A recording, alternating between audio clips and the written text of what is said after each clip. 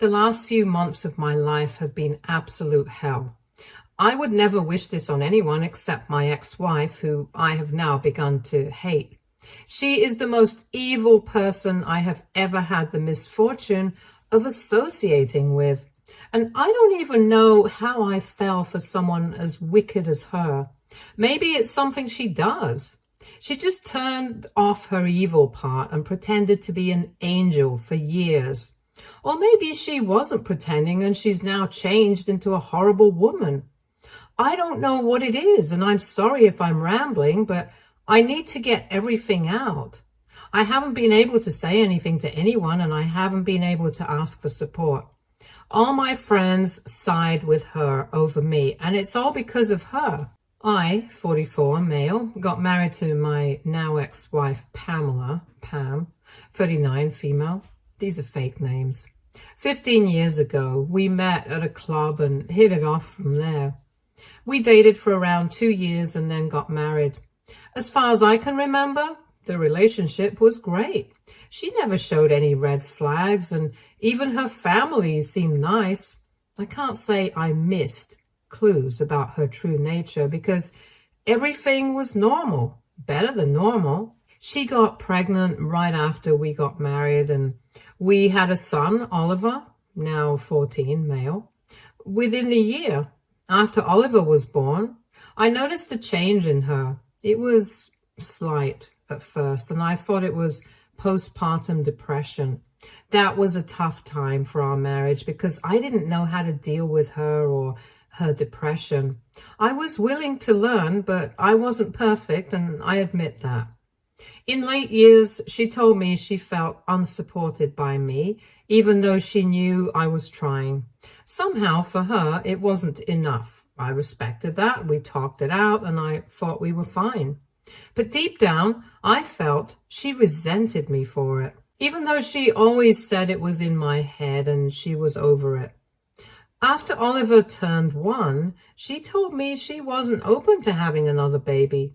She stated it very matter-of-factly, which surprised me because we had always talked about having a large family. There was never any discussion, though I would have wanted it. By then, I could sense things were a little icy between us, and I didn't want to make it worse, so I let it go. After all, she was the one who had to go through the pain of pregnancy and delivery. It killed me, the reality of having just one child. But I reconciled myself to it. If that was to be my new life, then so be it. I would adjust. Despite the initial roadblocks after marriage, we were a happy family. At least that's what I'd like to think. Pam had left her job after we got married because she wanted to be a stay-at-home mom. But once Oliver turned 5, she said she wanted to go back to work. I was a little hesitant because we didn't have any family around, and daycare would be expensive. But we talked finances and realized we could afford it. She said more than the practicality of it. She wanted to work because she had completely lost her sense of identity and was in a dark place mentally. That was enough for me to drop any argument, and she started working again. Opposite to what I believed, her work made her livelier. She was more involved with Oliver, she was happier, and things were better than ever. I had always thought the burden of work would make her spiral, but it was the complete opposite. And I was very happy for her. I never knew this wretched workplace would end up being the cause of my ruin. When COVID hit, a lot of employees from her firm were laid off. It's a small local company, and it was initially mostly full of older people.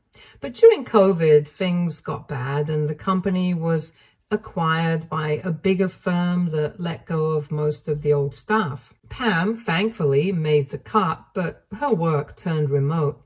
Initially, she couldn't adapt to the new culture at her workplace. It was very different from before, and she was always complaining. I even told her if she didn't like it, she could quit. But she was adamant about not wanting to sit at home. There was a hiring slump and she didn't want to be unemployed. Gradually, she got used to the new work culture and things were like before. Her office went hybrid 2 years ago in late 2022, and within 6 months they were all supposed to work from the office. At least that's what she told me, and I believed her. When she started going back to the office, things changed. She would stay late for work, she'd be very tired when she got home, and whenever I asked what was going on, she would only say the workload was a lot, which was believable. And that's why she was always exhausted. Any free time she had, she preferred to spend with Oliver. It was as if we had gone from being husband and wife to roommates. Any attempt I made to address the issue or remedy things was met with complete ignorance. It was very frustrating, and I've been stressed and annoyed for the better part of 2 years now. I tried everything. I suggested therapy. We went on vacations. I tried talking to her, but nothing worked. She just laughed and said I needed to accept she was getting old and things wouldn't be like they were before. And she was so good at convincing me that I was actually manipulated by her. She had gaslit me so bad that I began to see myself as the bad guy for wanting to have a functional relationship with my wife. So I just let it be, at least on the surface. But all of this was eating away at me, and I had a sinking feeling something was wrong. I had no reason to suspect her, no proof, no evidence of foul play, nothing. But part of me knew something was wrong, and I had to do something to find out what it was. I hate to admit it, but I started checking her phone last year. For 2 or 3 months, I checked her phone almost every day. I thought I might find evidence of an affair or anything fishy. I checked her call logs, texts, emails, everything, but I never found anything. Soon, it felt like every time I looked at her phone, I wanted to find something. At least then, I wouldn't feel so guilty about doubting her. But I never found anything. After 3 months, I realized maybe I was being paranoid, and it was time to take things at face value. I knew nothing was wrong in the sense that she wasn't doing anything, and maybe this was how couples were when they got older. It wasn't ideal, not by far, but there wasn't much I could do other than accept it. So for most of 2023, things seemed okay. I wasn't stressed and paranoid about her all the time. I wasn't overthinking myself to death, worrying why she was behaving like this. Things even got a little smoother between us, and we were spending more time together, and I finally began to feel the darkness was lifting from our marriage. Little did I know it was about to collapse. In February this year, I wanted to surprise Pam at work. I knew where she worked, and I decided to go over and bring her favorite flowers. I even confirmed with her that she'd be at the office, and she said she would. Well, to my shock, when I went there, the woman at reception told me Pam wasn't at the office. I asked when she would be back, and she looked puzzled, asking what I wanted from her. I told her I was her husband and had come to surprise her, and I requested she not tell Pam I was there. She looked at me in shock, and then her expression changed. That's when I knew in my gut something was wrong, and this little adventure of mine wasn't going to end well. The receptionist told me Pam didn't work in the office Monday to Wednesday. She only came on Thursdays and Fridays. I told her Pam had been working in the office 5 days a week since COVID restrictions were lifted, but the receptionist, let's call her Amanda, told me the office had a hybrid policy, and none of the employees were there 5 days a week. I was in shock. I didn't know what to do or where to go. I asked Amanda not to tell Pam I was there, and she assured me she wouldn't say a word. She also gave me a piece of paper with a car number on it and said I needed to watch out for it. I knew then what she was implying, but I didn't want to accept it. I couldn't bring myself to accept what was staring at me, because that would mean the end of my marriage and the end of my life as I knew it. I thanked Amanda and decided to trail Pam for the next few days to see where she went. It took less than a week to find out she was having an affair. I saw her with a man driving to the same house multiple times, and I knew what was up. By that time, I was so done in my mind that I just wanted the nightmare to end. I didn't even bother confirming who the guy was. When Pam came back from work one day, I told her I knew everything and no longer wanted to be with her. I told her I wanted a divorce and she needed to leave the house with all her stuff within the week. She was completely blindsided. She started laughing, trying to tell me I was crazy and that none of this was true, but I wasn't having it. I told her I knew everything and I was too deep into this to be manipulated now. The only thing left was divorce. She lost it. I could see it in her eyes. She went bonkers, yelling and throwing things. She kept saying I couldn't do this to her, that she wasn't wrong, and she wouldn't let me leave her. She was screaming at the top of her lungs, and I wanted to scream too, but I didn't have the energy anymore. I couldn't do it. I let her yell. She tried hard to get a reaction from me, but I didn't give her that satisfaction, and she grew more frustrated. Finally, when she realized I wasn't getting riled up and she couldn't manipulate me, she straight up banged her head against the wall. I got very scared and rushed to stop her from doing it again. She tried once more, and I knew I couldn't handle her alone. I called the cops, and the next 10 minutes were the most excruciating of my life. She was behaving like she had lost it, and it's too harrowing to even recount. I told the cops exactly what had happened and said I was worried and didn't want her staying in the house with me. They asked if I had family around, and I said no, but then she said she'd go and stay with Mark, her affair partner. That suited me best, and that was that. It was a long night, because all the while we were fighting, Oliver was in his room upstairs and he heard everything. Even though he's smart and mature for his age, he's just a child and shouldn't be seeing all of this. I had a long talk with him and a lot of tears were shed. I tried to be as fair to Pam as I could. I genuinely thought the worst was over. I filed for divorce within the next few days, and Pam was cooperating, to my surprise. I still don't know how that made me feel. On one hand, I was glad she wasn't making it difficult for me, but on the other, I felt bad she didn't even put up a fight for us. She accepted the divorce so easily. It was as if she always wanted it. I had no choice but to accept reality. Little did I know, Pam was spending every waking minute spouting lies about me and turning my friends against me.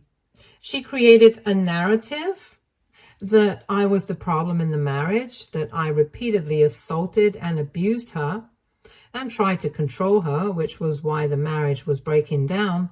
She even said the bruise she got from banging her head on the wall was because I had held her by the neck and shoved her face into the wall. She spread these lies about me and used them in court. My reputation, my friends, my social circle, everyone sided with her. It was very easy to believe a man was abusive. I couldn't believe she would stoop to this level and turn every single friend of mine against me. I don't know why, but she was out for blood, and I knew she wouldn't rest until she had ruined me completely.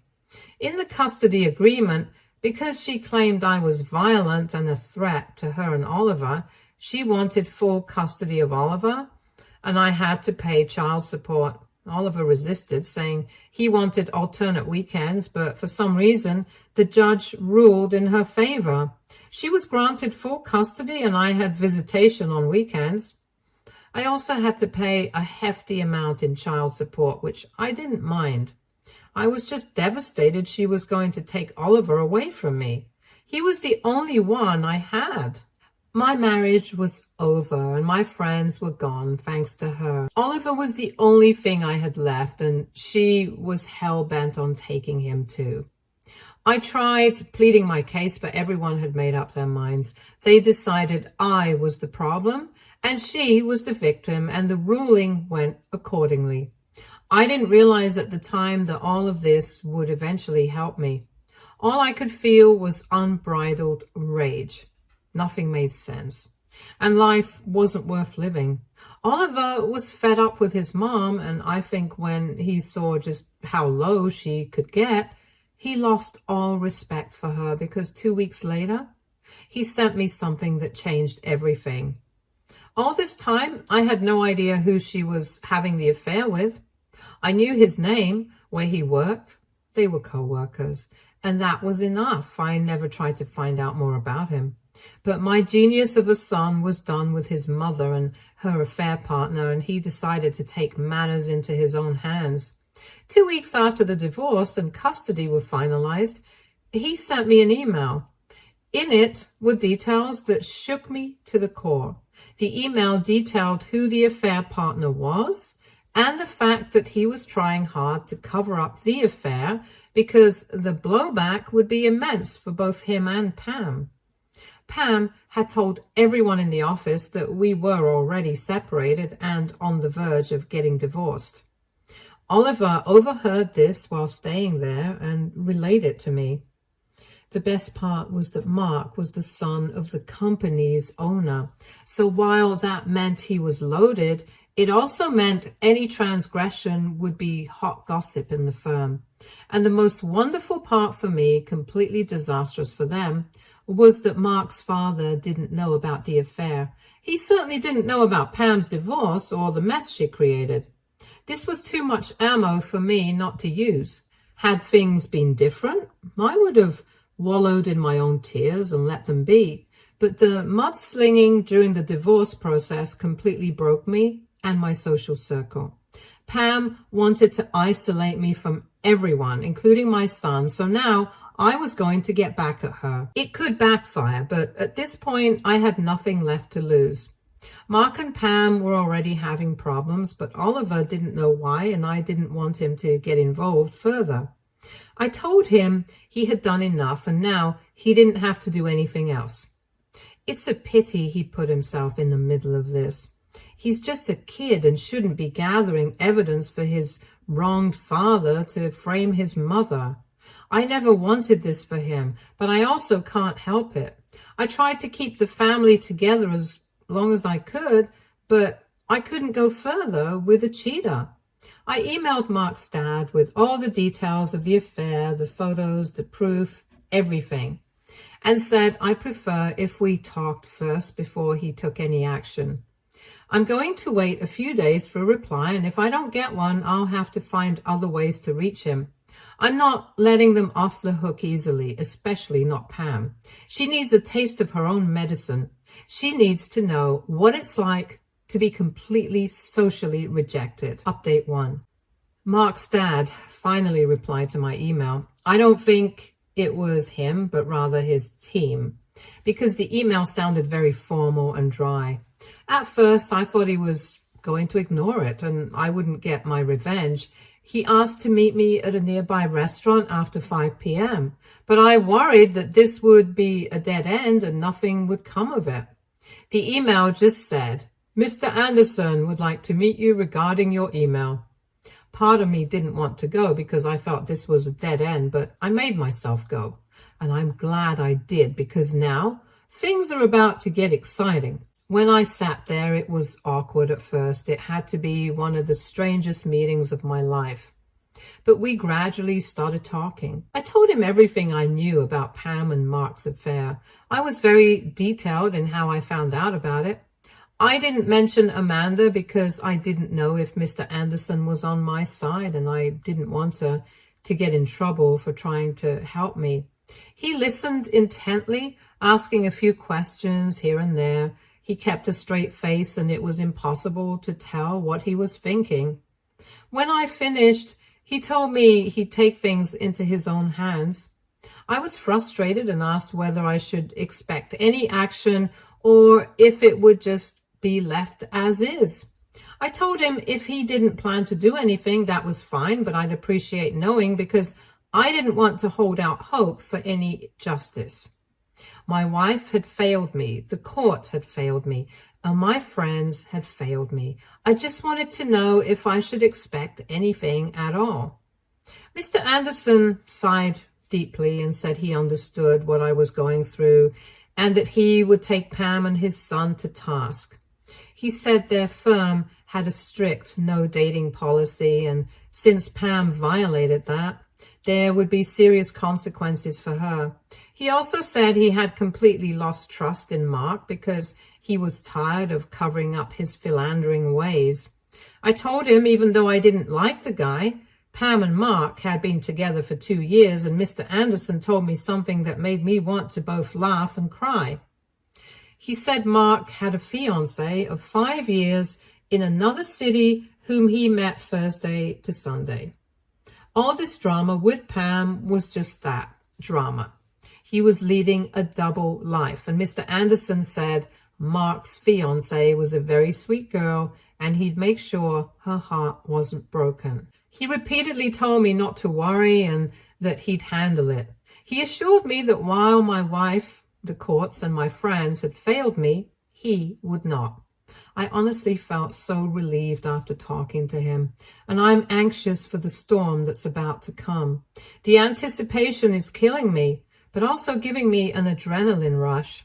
As for Oliver, he doesn't know what I've done with all this information. He's a kid and shouldn't be part of this drama.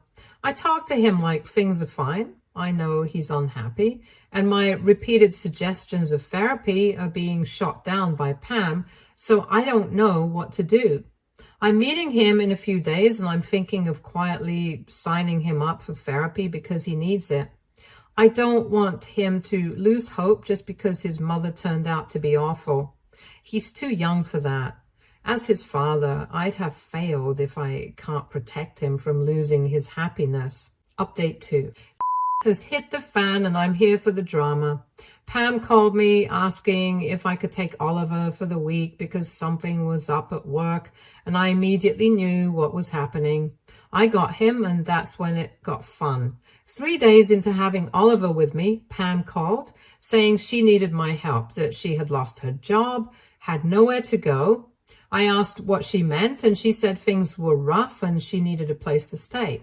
She asked if she could stay with me. I laughed and told her she should have thought about it before wrongfully accusing me of assault and abuse. She then said she had done it on Mark's insistence and was very sorry. Little did Pam know I was recording the conversation because I needed the confession on tape. Once I got what I wanted, I sent the audio to some of our friends, and then the apologies started flooding in. I had already told Pam she wasn't welcome in my house. She might have reached out to our friends, but as far as I know, none of them took her in. If her situation is that dire that she has nowhere to go, I think she and Mark have broken up.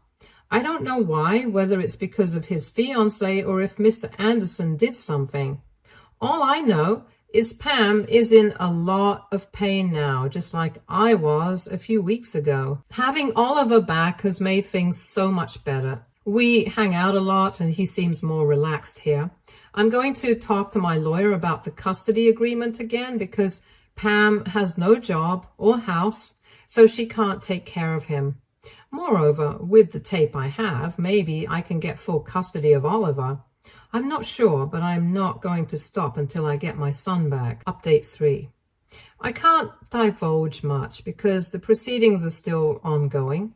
Oliver has requested the court to allow him to stay with me, and the judge is somehow more receptive to what Oliver wants this time. My lawyer spoke to Pam's lawyer and said we have her confession on tape, and if she tries anything, we'll take it to court. Pam has been very cooperative, too cooperative if you ask me, and is trying to get back with me, but that ship has sailed. She's staying with a friend right now, and that's all I know about her situation. Serves her right, though. She needs to suffer and realize what she did can happen to her, too. She thought she was on top of the world with her divorce, her job, and her little boyfriend. Too bad it only took a few weeks for that to crumble. She can spend the rest of her days thinking about how badly she messed up and regretting every decision she's made. I'm done with her. Stay tuned for more stories from our girl relationships.